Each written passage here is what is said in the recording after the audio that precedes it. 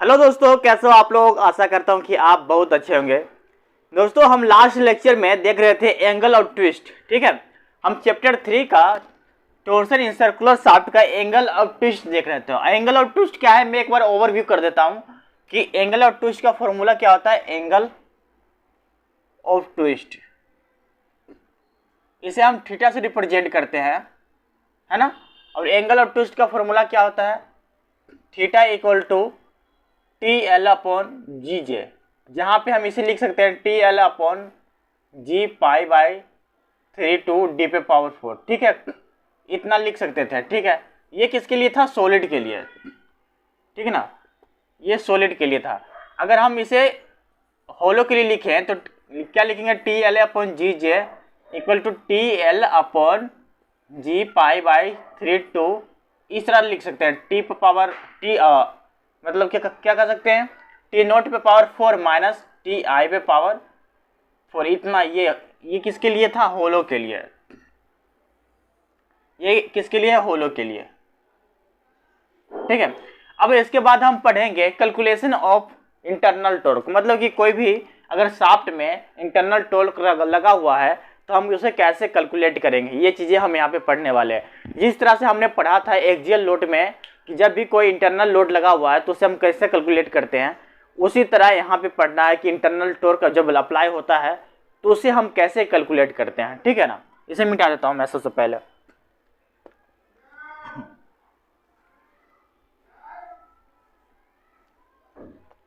देखो, हम अज्यूम कर लेते हैं। सबसे पहले यहाँ पे लिख लेता हूँ, क्या लिखता हूँ, calculation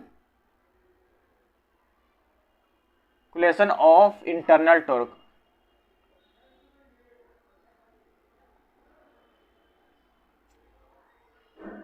calculation of internal torque, तो इसका मतलब क्या है दोस्त कि अगर कोई यहाँ पे शाफ्ट है, इस तरह के एक शाफ्ट लगा देता हूँ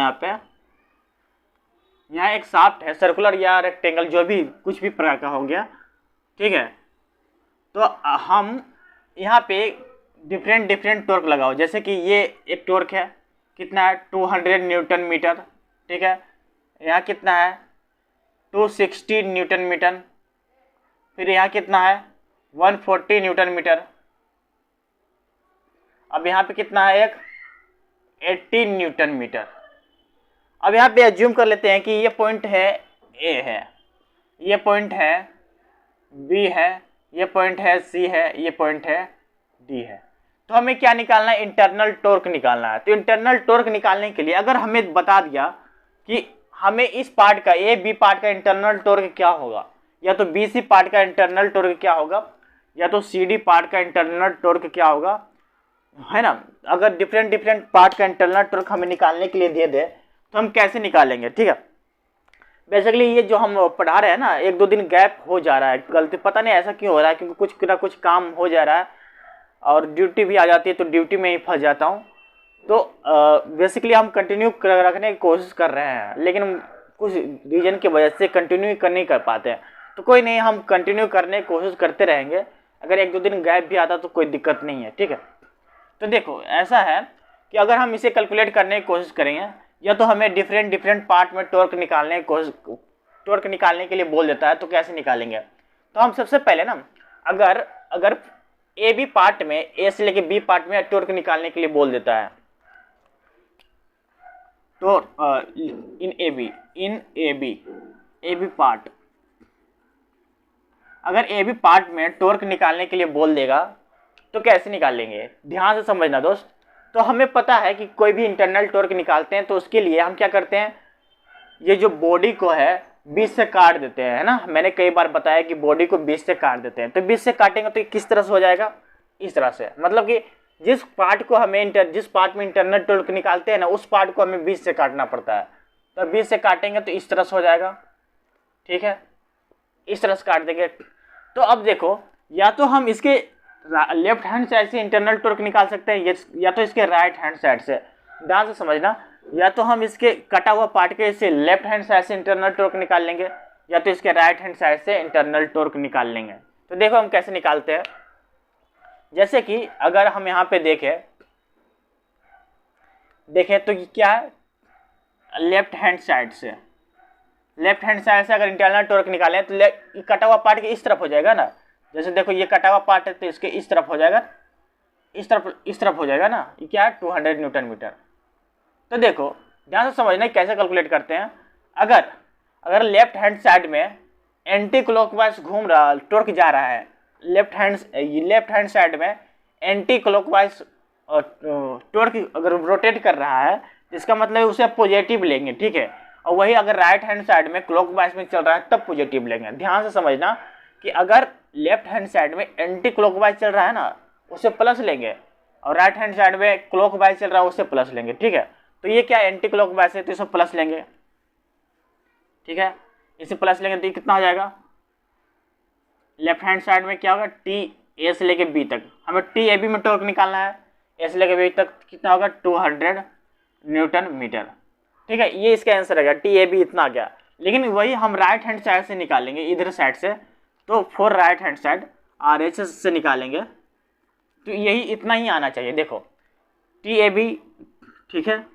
तो हमने क्या कहा, अगर राइट हैंड साइड में जा रहे हैं तो क्लॉकवाइज में पॉजिटिव होगा, ठीक है। क्लॉकवाइज में क्या है 260 पॉजिटिव लेंगे, फिर ये क्या है 80 पॉजिटिव लेंगे। अब ये क्या है ऐसे जा रहा है उल्टा, मतलब एंटी क्लॉकवाइज जा रहा है, तो क्या हो गया नेगेटिव। तो कितना हो जाएगा, इसे कैलकुलेट करेंगे तो कितना आ जाएगा, है ना। देखो जैसे कैलकुलेट करते हैं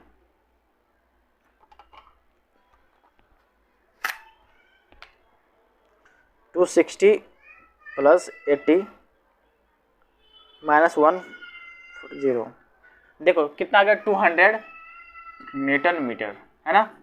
200 न्यूटन मीटर आ गया। तो मतलब कि अगर हम राइट हैंड साइड से लें या तो लेफ्ट हैंड साइड से लें तो वो क्या कितना होगा, या तो लेफ्ट हैंड साइड से लें या तो हम राइट हैंड साइड से लें, तो टी ए बी की वैल्यू मतलब ए बी पे टॉर्क कितना होगा 200 न्यूटन मीटर, ठीक है। इतना ही होगा, समझ गए ना इतना। तो मैं जो ये लिखवाते जा रहा हूँ ना आप कॉपी में नोट्स कर लेना, ठीक है, ताकि आपके लिए आसानी होगी।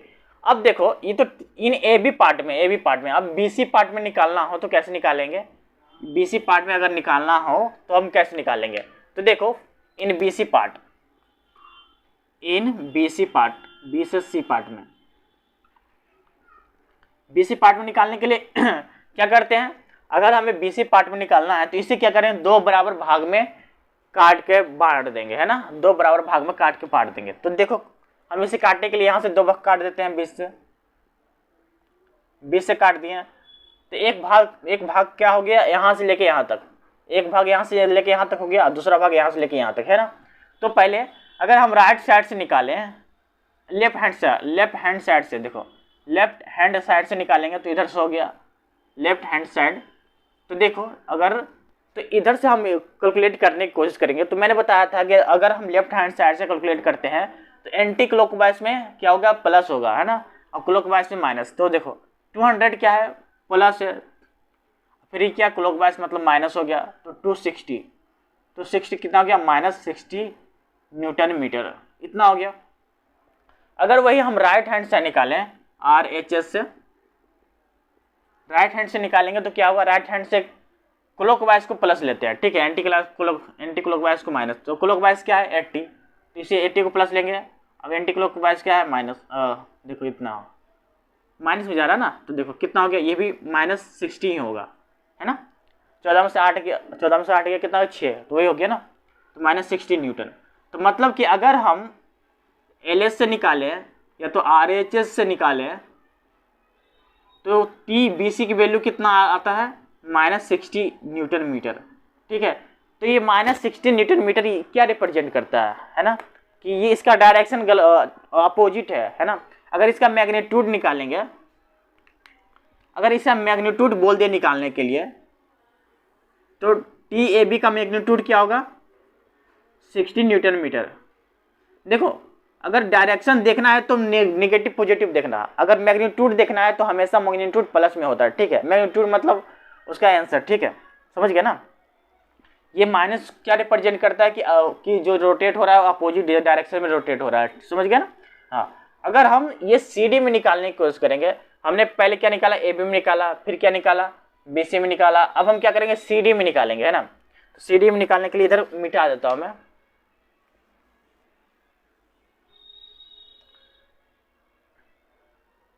सी डी में निकालने के लिए हम क्या करेंगे, यहाँ पे इन सी डी, सी से लेकर डी तक, सी से लेकर डी तक, ठीक है। तो अब सी डी में निकालने के लिए, सी डी में क्या निकालना है, टॉर्क निकालना है ना, सी डी में टॉर्क निकालना है। तो सी डी में टॉर्क निकालने के लिए हम क्या करेंगे, इसे बीच से काट देंगे। बीच से काटेंगे तो इस तरह से हो जाएगा, बीच से काट देंगे इस तरह हो जाएगा। तो इसे दो बराबर भाग में बट गया। कैसे बट गया, एक तो ए से लेके यहाँ तक बट गया, अगर यहाँ से लेके डी तक बट गया, ठीक है।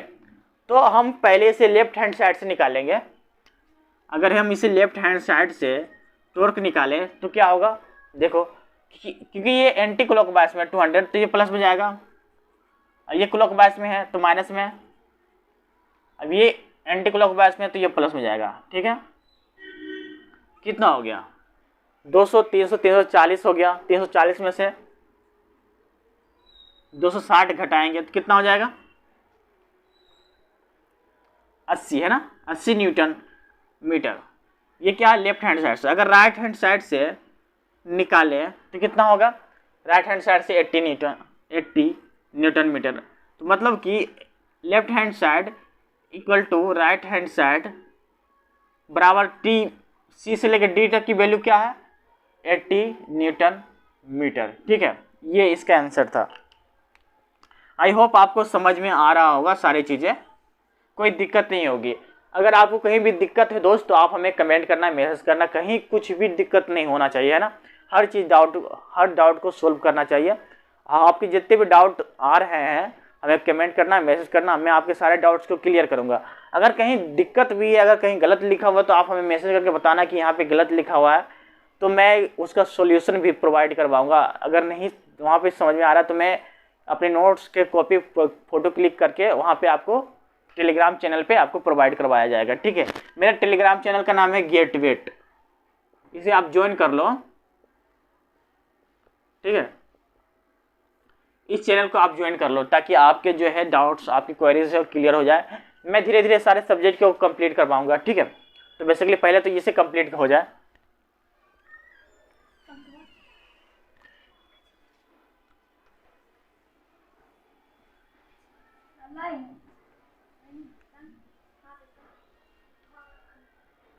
देखो अब हमने पढ़ लिया, इस पे जो है हम एक न्यूमेरिकल अच्छा खासा कर लेंगे जिससे हमारे डाउट्स क्लियर हो जाएंगे कि कैसे ये चीज़ें परफॉर्म होती है।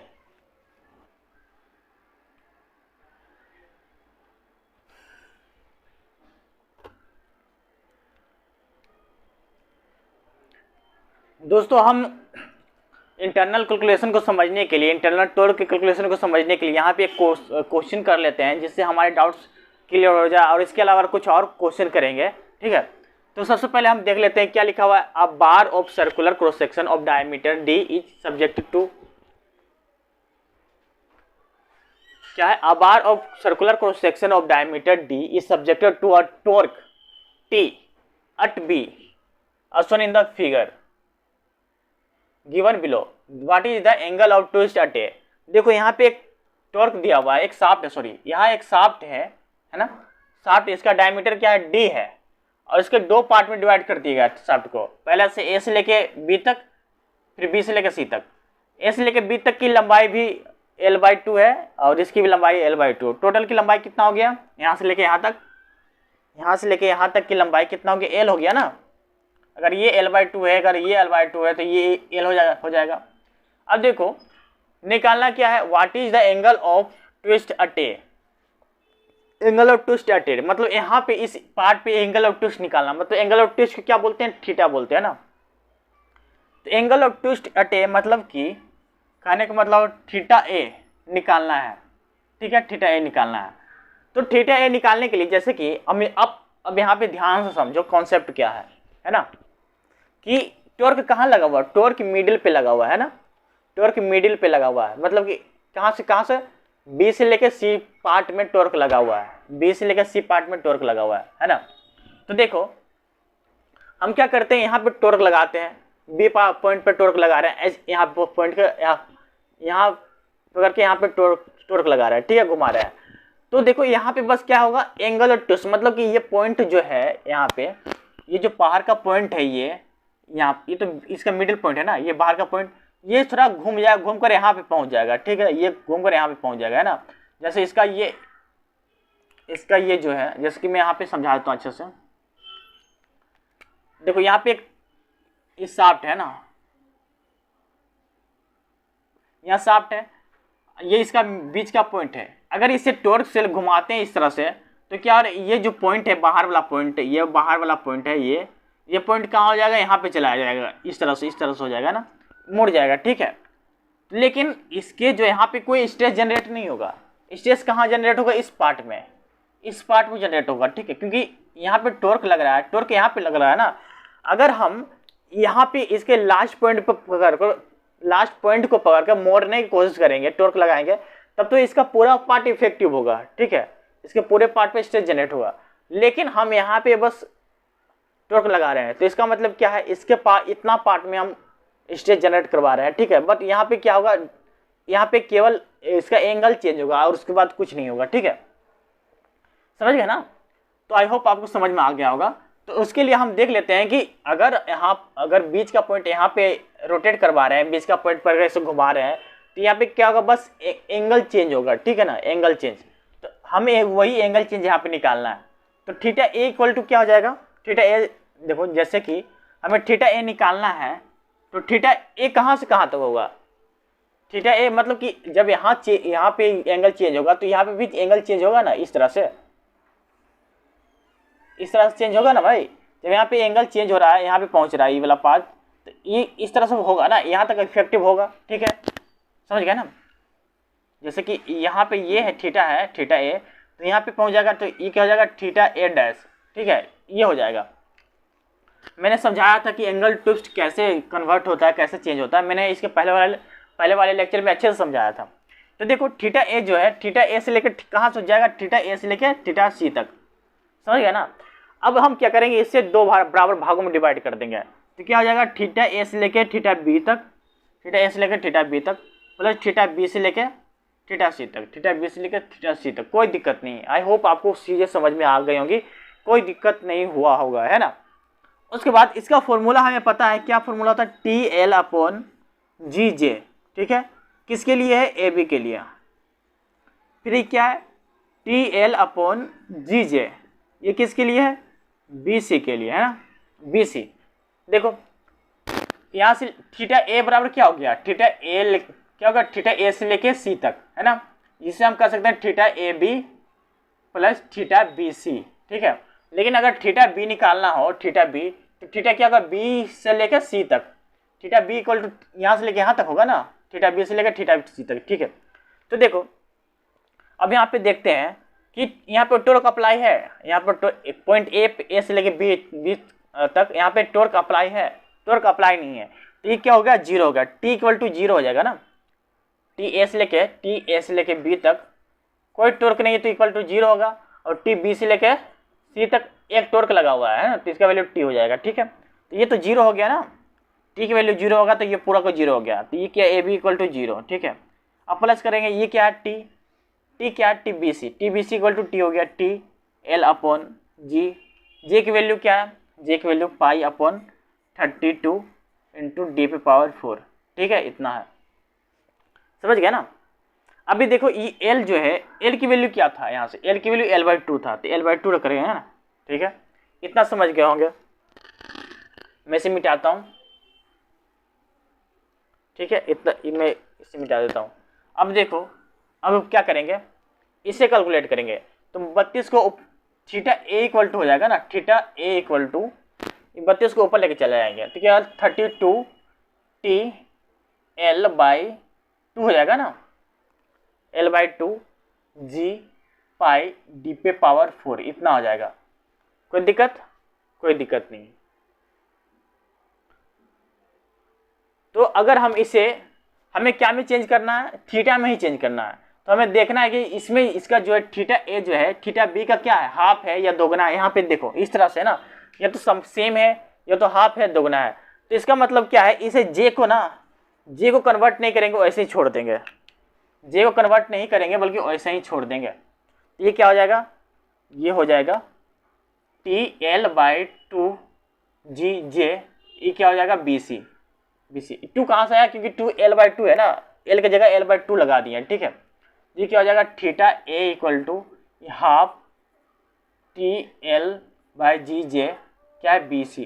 मैंने BC को इक्वल टू क्या होता है हाफ थीटा B, ये क्या है थीटा B। तो इतना इसका ये आंसर आ गया। तो देखो थीटा A की वैल्यू क्या है, what is the angle of theta है, ए ट्विस्ट एट ए। तो इसका मतलब क्या है, तो देखो थीटा A क्या है, हाफ क्या है, B का हाफ है, half as the at B, मतलब इसका आंसर ये हो जाएगा। ठीक है, कोई दिक्कत नहीं।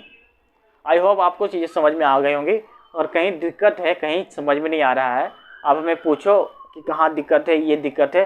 पहले आप क्या करो, ऐसे टाइमिंग शो कर दो, जैसे कि 1:30 है तो 1:30 टाइम शो कर दो। उसके बाद इस तरह देकर हमें बता दो कि यहाँ पे समझ नहीं आया या तो यहाँ पे समझ नहीं आया, ठीक है। तो मैं भी समझ जाऊँगा कि आपको कहाँ डाउट है ना।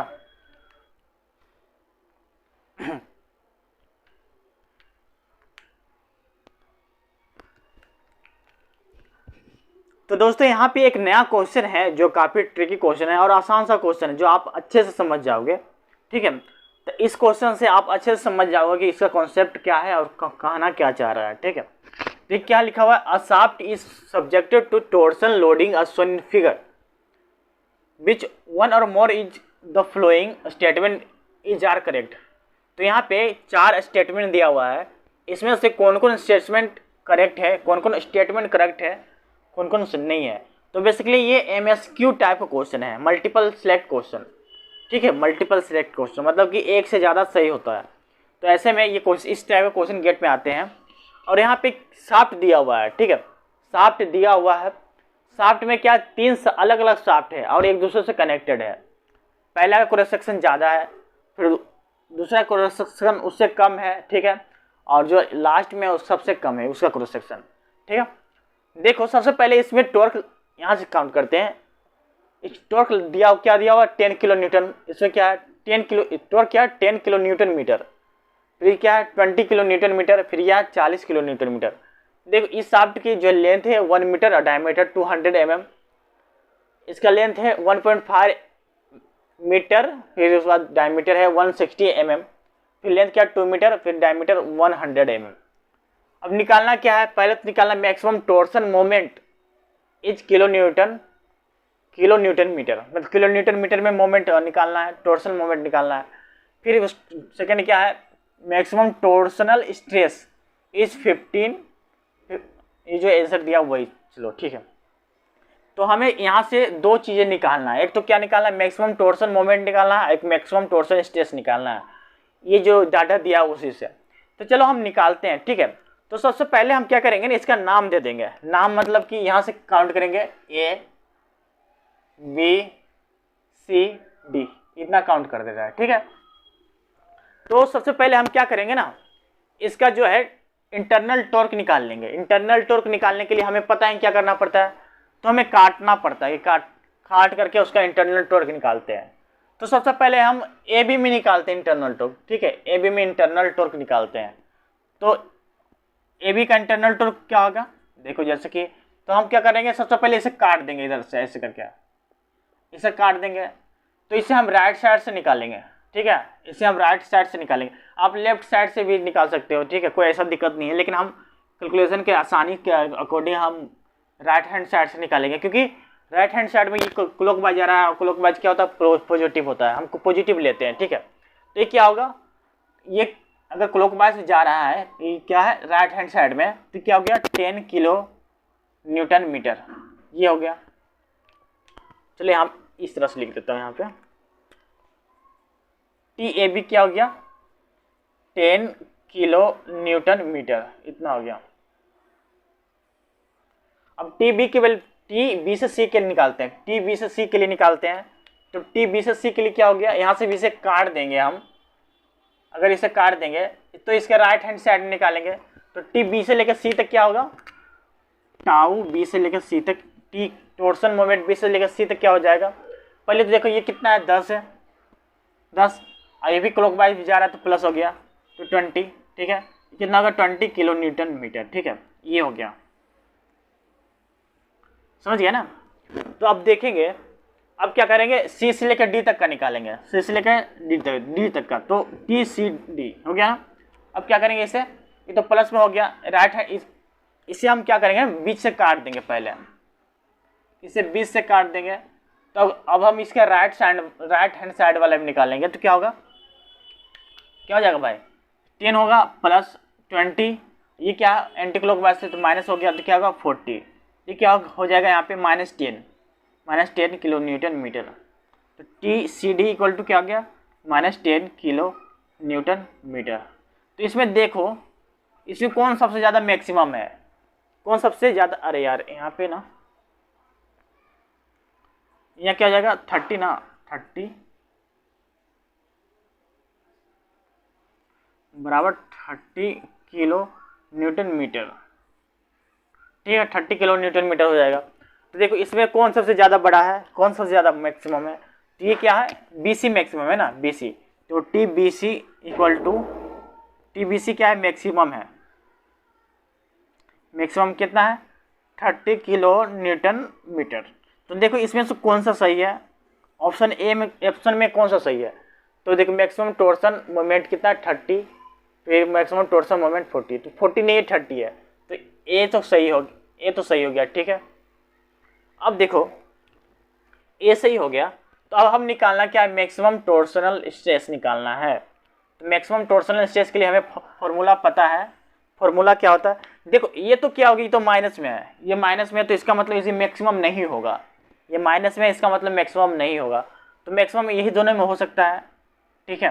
तो हम निकालते हैं ऐसे करके, तो टाउ की वैल्यू निकालते हैं, टाउ मैक्सिमम इक्वल टू क्या होता है, मैंने फॉर्मूला कई बार बताया था, इसका फॉर्मूला होता है 16T/πdq, समझ गया ना। तो बेसिकली सबसे पहले हम निकाल रहे हैं, किसके लिए निकाल रहे हैं, पहले ए बी में निकालते हैं, टाउ ए बी में निकालते हैं, ए बी में, ये से लेके बी तक, ठीक है, टाउ ए बी, तो 16 तो ठीक है। अब टाउ की वैल्यू क्या है यहाँ पे, टाउ तो जरी T A B equal to क्या, 10, बेसिकली इसे मेगा पास्कल में निकालना है दोस्त, ये मेगा पास्कल में निकालना है, तो ये क्या आ रहा है, किलो न्यूटन मीटर में आ रहा है, तो ये क्या हो जाएगा 10 × 10⁻⁶, समझ गए। अरे यार देखो टी इक्वल टू कितना दिया, 16 किलो न्यूटन मीटर, तो हम इसे मेगा पास्कल में करेंगे, कितना आ जाएगा 16 × 10⁻⁶ Newton mm equal to mega pascal में, ठीक है, इतना हो गया। तो हम इसी फॉर्म में इसे चेंज करके लिखेंगे टी की वैल्यू, अरे यार यहाँ से ना,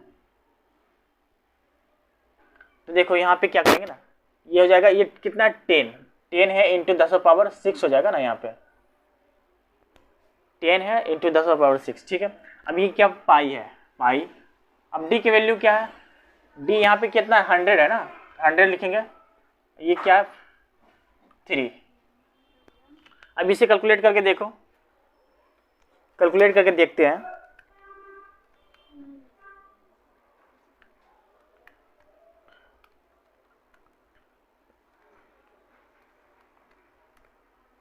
ये कितना आ जा रहा है, tau A B equal to क्या आ जा रहा है, tau A B 50.95 mega pascal,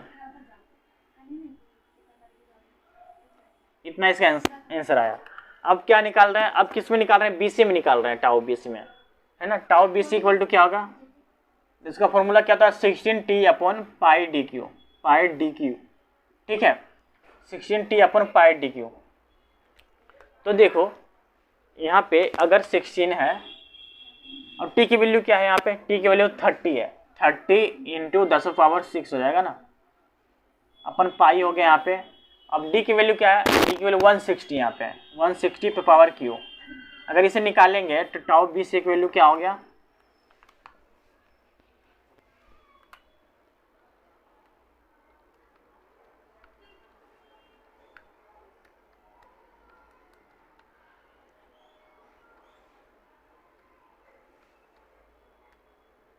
इसके वैल्यू क्या आ जाएगा 37 पॉइंट, अरे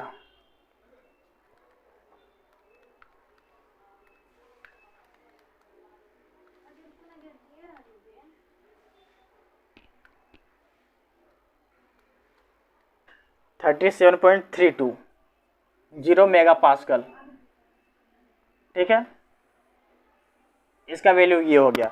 तो आई होप आप देख रहे होगे कि कौन मैक्सिमम शेयर मैक्सिमम टोर्सल स्ट्रेस है, ठीक है। तो यहाँ पे मैक्सिमम कौन हो जाएगा, tau maximum equal to tau maximum क्या होगा, tau maximum equal to tau A B हो जाएगा ना, टाउ ए बी, ठीक है, इतना हो गया 50.95 मेगा पास्कल। देखिए ऑप्शन में है क्या, ये ऑप्शन में है, हाँ ऑप्शन में है ये, तो ये सही हो जाएगा, थर्ड सही हो जाएगा। तो इसका मतलब क्या है, ऑप्शन ए सही है और ऑप्शन थर्ड सही है, ठीक है। तो आई होप दोस्तों आपको ये सारी चीज़ें समझ में आ रही होगी। अगर समझ में नहीं आ रहा है तो आप हमें मैसेज करना, कमेंट करना और अपने डाउट्स क्लियर कर लेना। और आपके पास जितने भी क्वेश्चन है ना, इसके अलावा जितने भी क्वेश्चन है आप उसे सॉल्व करने की कोशिश करो। अगर क्वेश्चन सॉल्व नहीं करोगे तो भाई डाउट्स हमेशा बने रहेंगे।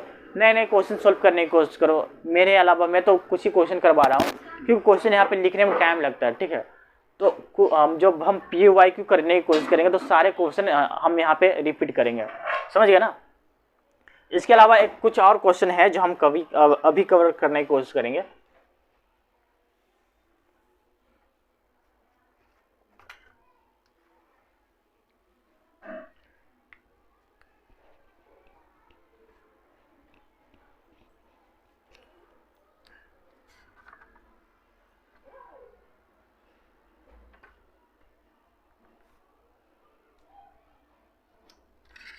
स्ट्रेस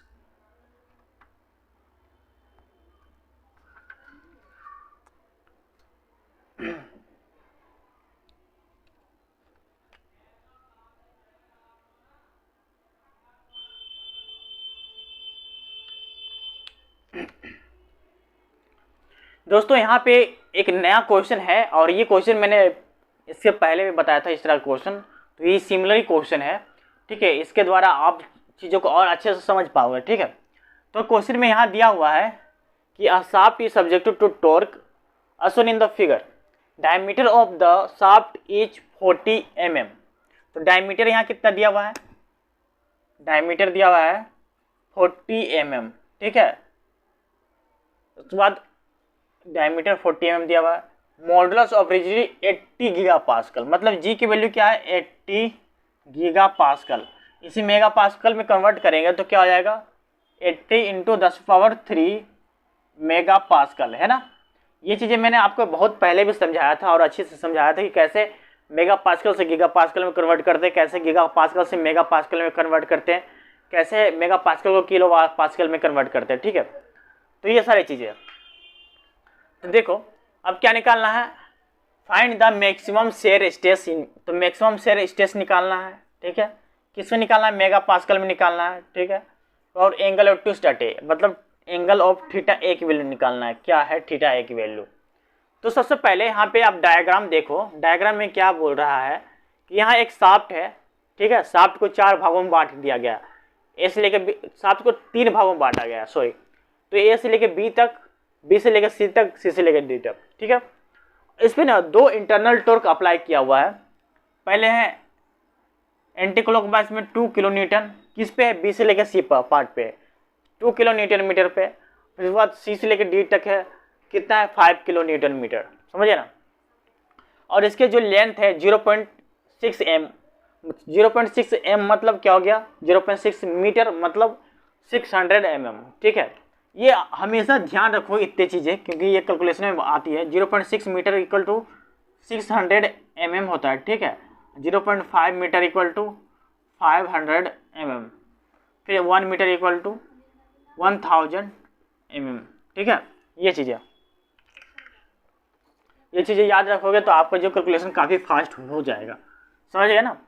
अब देखो क्या करते हैं, इसे कैलकुलेट करने के लिए ना सबसे पहले हम निकालना है find the maximum shear stress. तो मैक्सिमम शेयर स्ट्रेस के लिए ना सबसे पहले हमें इंटरनल टॉर्क निकालना है कि इंटरनल टॉर्क कितना है। तो सबसे पहले ए से लेके बी तक में इंटरनल टॉर्क निकालते हैं, इंटरनल टॉर्क निकालते हैं ए से लेके बी तक में। तो देखो इंटरनल टॉर्क निकालने के लिए हम क्या करेंगे ना, तो यहाँ से हम आंसर स्टार्ट करते हैं। तो टू ए बी की ए से लेके बी तक की वैल्यू क्या आ जाएगा।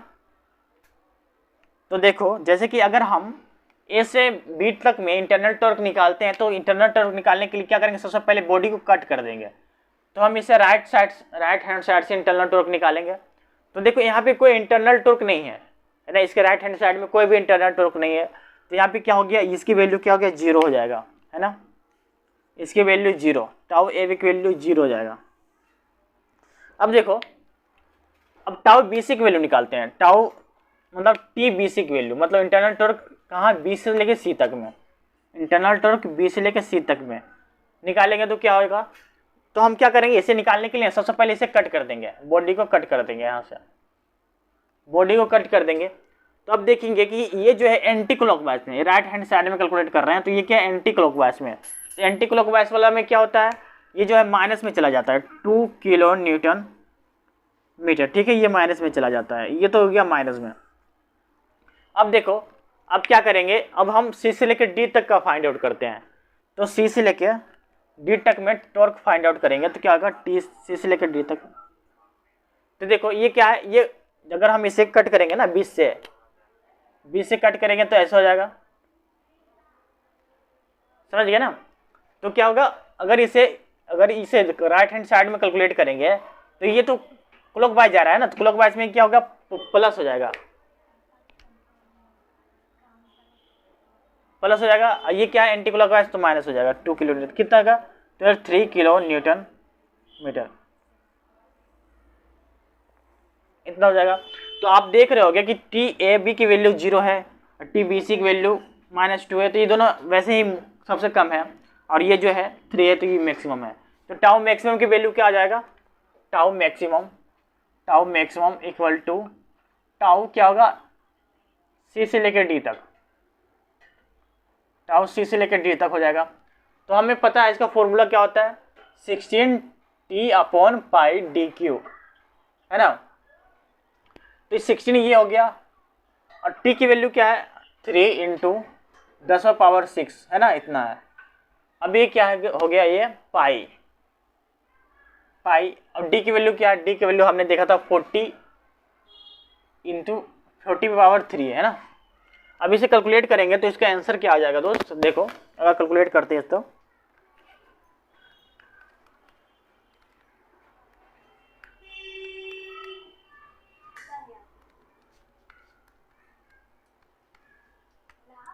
अगर इसे कैलकुलेट करेंगे तो इसका आंसर आ जाएगा, टाउ मैक्सिमम इक्वल टू कितना का, 238.853 मेगापास्कल, इतना आ जाएगा। एक का तो आंसर आ गया, क्या आ गया, मैक्सिमम शेयर स्ट्रेस का आंसर आ गया, क्या गया, 238.853 मेगापास्कल, ये इसका आंसर हो गया। अब हम क्या निकालना है, एंगल ऑफ ट्विस्ट एट ए पे एंगल ऑफ ट्विस्ट निकालना है, ठीक है। तो इसे समझने के लिए हमें ऐसे समझते हैं, देखो कि ये तो पहला का आंसर हो गया। अब सेकंड का निकालते हैं।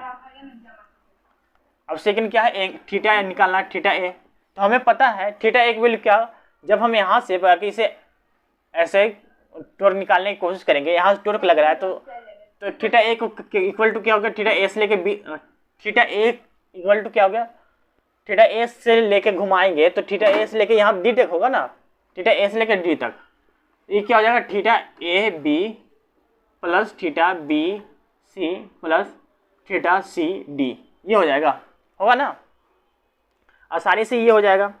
अब हम देखते हैं कि अगर इसे कैलकुलेट करेंगे, इसका फॉर्मूला क्या होता है, इसका फॉर्मूला होता है TL/GJ, फिर क्या, TL/GJ प्लस TL/GJ। तो ये किसके लिए है, AB के लिए, ये किसके लिए है, BC के लिए, ये किसके लिए है, CD के लिए, है ना, CD के लिए। अब ध्यान से देखना, हम इसके बस वैल्यू पुट करते जाएंगे, वैल्यू क्या करेंगे, पुट करते जाएंगे। तो देखो कि TAB कोई इसका वैल्यू क्या है, 0 है, तो TAB की वैल्यू क्या हो गया, 0 हो गया, ठीक है, ये प्लस दे देंगे, ठीक है। जब यहाँ पे T की वैल्यू 0 रखेंगे तो सारा टर्म 0 हो जाएगा ना, हाँ।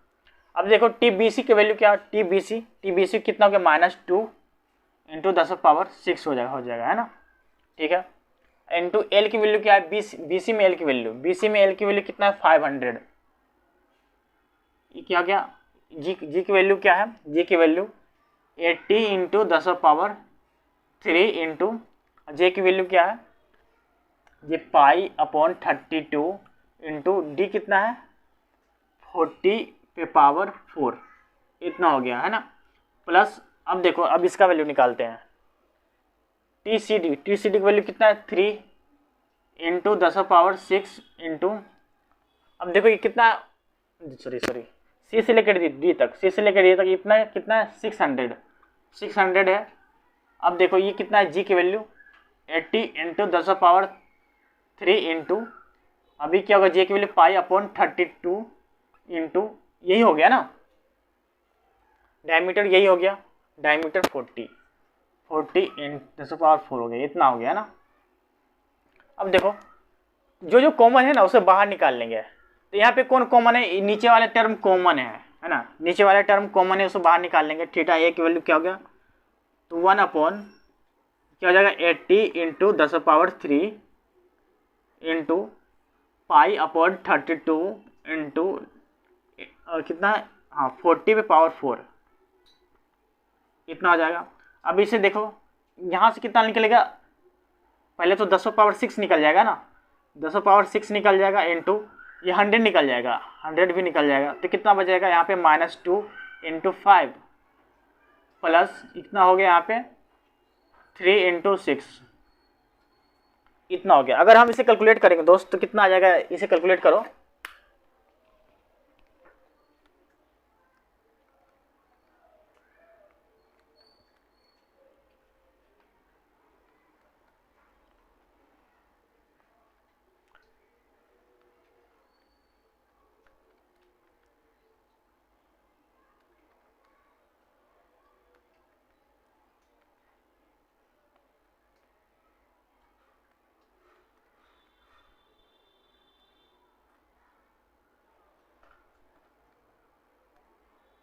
तो इसका वैल्यू आ रहा है, कितना आ रहा है 0.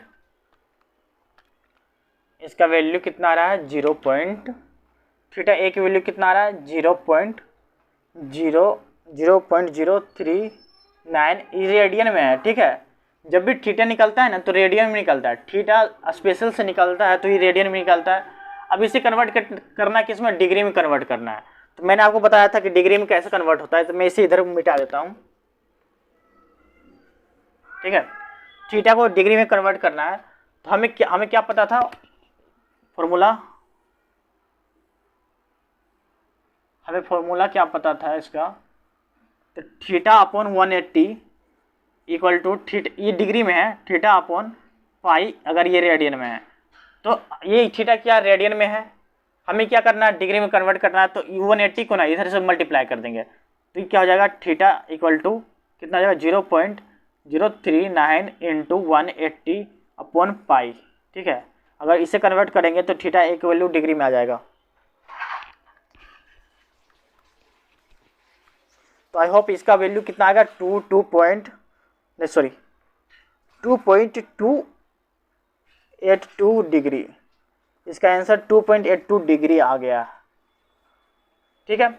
आई होप आपको चीज़ें समझ में आई होंगी, ठीक है। अगर कहीं भी डाउट है आप हमें पूछिए, ये चीज़ें थोड़ा कॉम्प्लेक्स से मैंने अच्छे से समझाया था, और ये चीज़ें 12th क्लास में है, ठीक है, 12th क्लास में अच्छे से समझाया गया है।